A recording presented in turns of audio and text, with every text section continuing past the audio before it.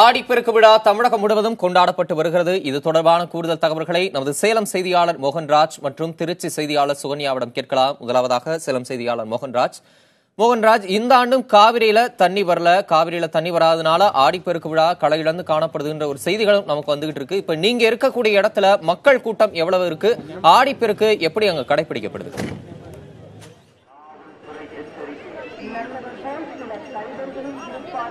தம்பி தமிழரசன், ஆடிப்பெருக்கு விழா தமிழரோட பண்பாட்டில் மிக முக்கியமான நாளாக கருதப்படுது. குறிப்பா தமிழக விவசாயிகள் இந்த புது வெள்ளத்தில், காவிரி ஆற்றில் பாய்ந்து வரும் புது வெள்ளத்தை அடிப்படையாக கொண்டு ஆடிப்பட்டத்தை தேடி விதைக்க வேண்டும் என்ற பழமொழிக்கு ஏற்ப ஒரு விவசாய பணிகளை தொடங்குறது இந்த ஆடிப்பெருக்கு நாளோட முக்கியமான விஷயமா கருதப்படுது. இந்த நாள்ல பாத்தீங்கன்னாக்கா பொதுவாக சேலம், நாமக்கல், ஈரோடு மற்றும் காவிரி ஆறு பாயும் டெல்டா மாவட்டங்கள் அனைத்து பகுதிகளிலுமே மிகுந்த உற்சாகத்தோடு பொதுமக்கள் ஆடிப்பெருக்கு விழாவை கொண்டாடுவது வழக்கம். ஆனா கடந்த 2 ஆண்டுகளுக்கு மேலாகவே பார்த்தோம் அப்படின்னாக்கா காவிரி ஆற்றில போதிய தண்ணீர் இல்லாத காரணத்தினால ஆடிப்பெருக்கு விழா களையிழந்து காணப்பட்டதாக சொல்றாங்க. அதே போல நடப்பு ஆண்டிலுமே கூட ஆடிப்பெருக்கு விழாவானது வழக்கமான உற்சாகம் இல்லை அப்படின்னாலும் சற்று களையிழந்து காணப்பட்டாலும் கூட புதிதாக வருபவர்களுக்கு ஒரு சின்ன மகிழ்ச்சியை கொடுக்கும் விதமா தான் இருக்கு. இது குறித்து நம்மோடு பேசுவதற்காக மேட்டூர் அணையில் வந்துள்ள சுற்றுலா பயணி ஒருவர் இருக்காரு, சின்மயி. அவங்ககிட்ட பேசுவோம். சொல்லுங்க, ஆடிப்பெருக்கு விழா நடப்பு ஆண்டுல எப்படி இருக்கு? நீங்க என்ன எதிர்பார்த்து வந்தீங்க? உங்களுக்கு போதுமையான சந்தோஷம் கிடைச்சதா? நிறைய கூட்டம் இருக்கும்னு நினைச்சு வந்தோம். ஆனா இங்க அவ்வளவா கூட்டம் இல்ல. தண்ணி அதிகமா இருக்கும்னு நினைச்சோம், அந்த வசதி இங்க இல்ல. ஸோ கொஞ்சம் ஏமாற்றமா தான் இருக்கு. இதுக்கப்புறம் நல்லா இருக்கும்னு நம்புறோம் இந்த அடுத்த வருஷத்துக்கு. ஆடிப்பெருக்கு விழாவோட சிறப்புகள் என்னன்னு உங்களுக்கு தெரியுமா? ஆடிப்பெருக்குல புனித தலங்களுக்கு போய் குளிக்கணுங்கிறது தான் அதனோட சிறப்பு. அதனால இது ஒரு புனித தலம் தான். நீங்க குளிக்கிறது நம்மளுக்கு ஒரு சின்ன ஒரு மன சந்தோஷம்.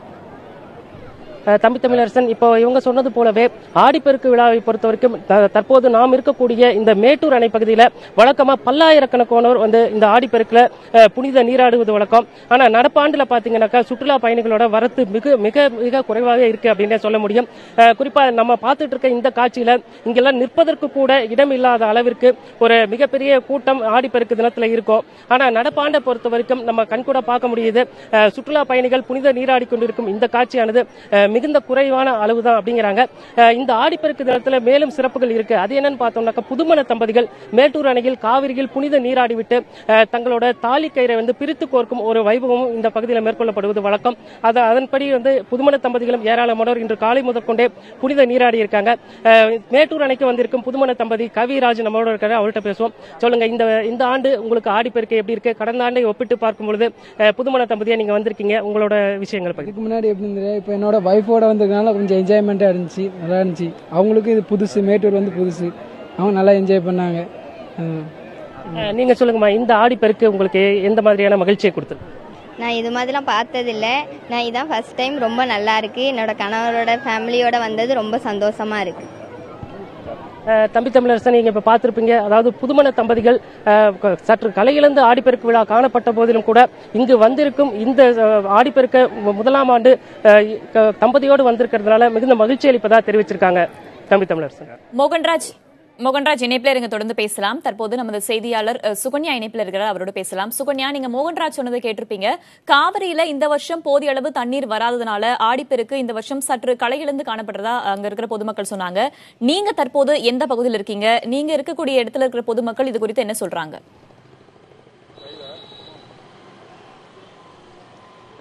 வேதவள்ளி, அதாவது இப்ப நம்ம திருச்சி அம்மா மண்டபம் சாலை, அதாவது காவேரி கரை ஓரத்தில் இருக்கக்கூடிய அம்மா மண்டபம் சாலையில தான் நம்ம இங்க இருக்கோம். வழக்கம் போலவே பொதுமக்கள் அதிக அளவிலான உற்சாகத்தோடு ஆடிப்பெருக்கை கொண்டாடுவதற்காக காவிரி ஆற்றை நோக்கி வந்த வண்ணமே இருக்கிறாங்க. அதுல எந்த விதமான மாற்று கருத்துமே கிடையாது. ஒவ்வொரு ஆண்டை போலவே இந்த ஆண்டும் இங்க ஆயிரக்கணக்கானோர் இந்த பகுதியில குழுமி இருக்காங்க. ஆனா ஆற்றுல தண்ணீர் இருக்கா அப்படின்னு பார்த்தோம்னா அதுதான் சுத்தமா இல்ல. வழக்கமாக மேட்டூர்ல இருந்து 500 அடி வீதம் தொடர்ச்சியாக குடிநீருக்காக திருச்சிக்கு தண்ணீர் திறந்து விடப்படுவது வழக்கம். இப்போ கடந்த 2 நாளைக்கு முன்பாக 2500 கன அடி தண்ணீர் மேட்டூர்ல இருந்து திருச்சியை நோக்கி விடப்பட்டிருக்கு. ஆனா இந்த தண்ணீர் வந்து கரூரை தாண்டி கூட இன்னும் வந்து திருச்சி காவிரி ஆற்றை நோக்கி வரவில்லை அப்படிங்கிற விஷயம்தான் உண்மை. இதனால இங்க காவிரி ஆற்றுக்கு ஆடிப்பெருக்கை கொண்டாட வரக்கூடிய மக்கள் மிகுந்த சோகத்தோடு தண்ணீர் இல்லாமல் அவங்க திரும்பி செல்லக்கூடிய காட்சிகளை நம்ம பார்த்துட்டு இருக்கோம். அதையும் மீறி பாட்டில்கள்ல தண்ணீரை கொண்டு வந்து தங்களுடைய அந்த ஆடிப்பெருக்கிற்கான சடங்குகளை புதுமண தம்பதிகளும் மற்றவர்களும் வந்து செஞ்சிட்டு இருக்காங்க. இங்க ஒருத்தர் இருக்காரு, அவர்கிட்ட பேசலாம். சார், இந்த வருஷம் ஆடிப்பெருக்கு வந்து எப்படி இருக்கு? திருச்சியில வந்து எப்படிலாம் நீங்க இந்த காவிரி கரையோரம் ஆடிப்பெருக்கு விழாவை சிறப்பிக்கிறீங்க? மக்கள் எதிர்பார்ப்போடு இருந்தாங்க இந்த வருஷம் காவிரியில் தண்ணி திறப்பாங்கன்னு.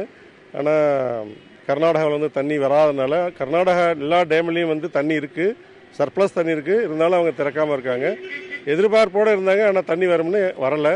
மக்கள் சந்தோஷமாக இருக்காங்க, பட்டு முழு சந்தோஷமாக இல்லை தண்ணி இல்லாதனால.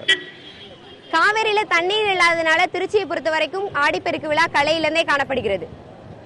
சுகன்யா, நீங்க இணைப்பில் இருங்க. தற்போது நமது சேலம் செய்தியாளர் மோகன்ராஜிடம் மீண்டும் கேட்கலாம். மோகன்ராஜ், எல்லா பகுதிகளிலுமே காவிரி நீர்பிடிப்பு பகுதி, காவிரி ஆறு பாயக்கூடிய பகுதிகள் எல்லாமே நீர் இல்லாததுனால ஆடிப்பெருக்கு களையிழந்து காணப்படுது. சேலத்திலையும் அதே மாதிரியான ஒரு நிலைமையை நாம பார்த்தோம். சற்று களையிழந்து காணப்பட்டாலும் அங்கு வரக்கூடிய மக்களுக்கு மாவட்ட நிர்வாகம், காவல்துறை தரப்புல என்னென்னலாம் ஏற்பாடுகள், என்னென்ன வசதிகள்லாம் செய்து கொடுக்கப்பட்டிருக்கு?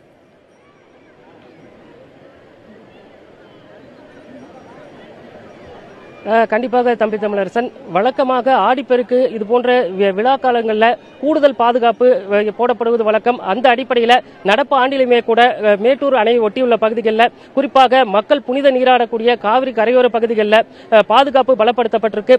அது மட்டுமல்லாமல் தற்காலிக தடுப்பு அமைத்து பொதுமக்களுக்கு எந்த விதமான அசம்பாவிதமும் நேர்ந்திராத வகையில் தொடர்ச்சியாக தீயணைப்புத் துறையினர், காவல்துறையினர் மற்றும் ஊர்காவல் படையினர் தொடர் கண்காணிப்பு பணியில் ஈடுபட்டிருக்காங்க. இது மட்டுமல்லாமல் இங்கே மேட்டூர் அணைக்கு வரும் சுற்றுலா பயணிகளுக்கு மாவட்ட நிர்வாகம் மற்றும் காவல்துறை சார்பில் பல்வேறு அறிவுறுத்தல்கள் வழங்கப்பட்டிருக்கு.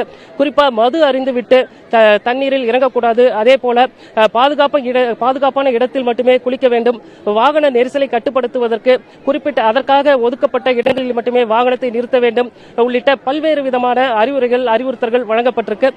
அது மட்டுமல்லாமல் அசம்பாவித சம்பவங்களை தடுக்கும் விதமாக காவல்துறையினர் வழக்கமாக இருப்பதை விட நூற்றுக்கணக்கானவர் இங்கே பாதுகாப்பு பணியில ஈடுபடுத்தப்பட்டிருக்காங்க. தொடர்ச்சியாக ரோந்து பணியும் நடைபெற்று வருகிறது. அதே போல ஒலிபெருக்கி வாயிலாக பொதுமக்களுக்கு இங்கு வரும் பொதுமக்களுக்கு எச்சரிக்கை, அதாவது திருடர்கள் வரக்கூடும் என்ற எச்சரிக்கை போன்ற விஷயங்களும் ஏற்பாடுகள் செய்யப்பட்டிருக்கு. இருந்த போதிலும் கூட இங்கு மேட்டூர் அணைக்கு வந்திருக்கும் ஒரு சிலர் கூறும் பாதுகாப்புகளை பற்றி ஒரு சிலருக்கு ஒரு கருத்துக்களை கேட்போம். சொல்லுங்க, உங்களுக்கு இங்கே செய்யப்பட்டிருக்க பாதுகாப்பு ஏற்பாடுகள் திருப்திகரமா இருக்கா அல்லது ஏதேனும் கோரிக்கை இருக்கா? கொஞ்சம் குறைகள் இருக்குங்க. இப்போ பார்த்தீங்கன்னா அந்த இடத்துல பாருங்க, மரத்தால் தற்போதைக்கு அமைச்சிருக்காங்க. அது வந்து பார்த்தீங்கன்னா பாதுகாப்பற்ற நிலையில் இருக்குது. ஆயிரக்கணக்கானோர் குளிக்கிற இடத்துல இது வந்து நிரந்தரமான துருப்பிடிக்காத பாதுகாப்பான அந்த தடுப்புகள் வந்து நிரந்தரமாக கட்டப்படணும். இதனால் பல உயிர்கள் பல ஆண்டுகளாக ஆண்டாண்டுக்கு 2 பேர் 4 பேர் என்று இந்த நீரில் மூழ்கி இறக்கக்கூடிய ஒரு சூழ்நிலை ஏற்படுது. அது வந்து பாதுகாப்பாக அமைக்கணும். அப்படியே பாருங்க, அங்கே பாருங்க. தம்பி தமிழரசன், இப்ப இவர் குறிப்பிட்டது போலவே தற்போது அமைக்கப்பட்டுள்ள இந்த தற்காலிக தடுப்பானது ஒரு போதிய பாதுகாப்பு இல்லாத வகையில் இருக்கு. எனவே இதற்கு நிரந்தரமாக ஒரு இரும்பு தூண் கொண்டு தடுப்புகளை அமைக்க வேண்டும் உள்ளிட்ட சில பல பாதுகாப்புகளை மேம்படுத்த வேண்டும் அப்படிங்கிறதா மேட்டூர் அணை பகுதியில் இருக்கிற பொதுமக்களோட கோரிக்கையா இருக்கு. அது மட்டுமல்லாமல் தற்பொழுது இந்த பகுதியில் நாம் பார்த்துக் கொண்டிருக்கும் இந்த பகுதியில் வினாடிக்கு 500 கன அடி தண்ணீர் இந்த பகுதியில் திறந்து விடப்படுகிறது. அதற்கு அருகே உள்ள சுரங்க மின் நிலையம் வாயிலாக 2000 கன அடி தண்ணீர் திறக்கப்படுகிறது. இந்த பகுதியில் தண்ணீரின் வேகம் குறைவாக இருக்கிறதுனால இது போதிய பாதுகாப்பாக இருந்தாலும் கூட வருங்காலங்களில் கூடுதல் தண்ணீர் திறக்கும் பொழுது இது போன்ற விழா காலங்களில் பார்த்தோம்னாக்கா ஒரு எச்சரிக்கை வேண்டும், அதே போல ஒரு பாதுகாப்பான சூழல் நிலவ வேண்டும் என்பதற்காக பாதுகாப்பு ஏற்பாடுகளை பலப்படுத்த வேண்டும் அப்படிங்கிறதா இங்க இருக்க மக்களோட கோரிக்கையா இருக்கு.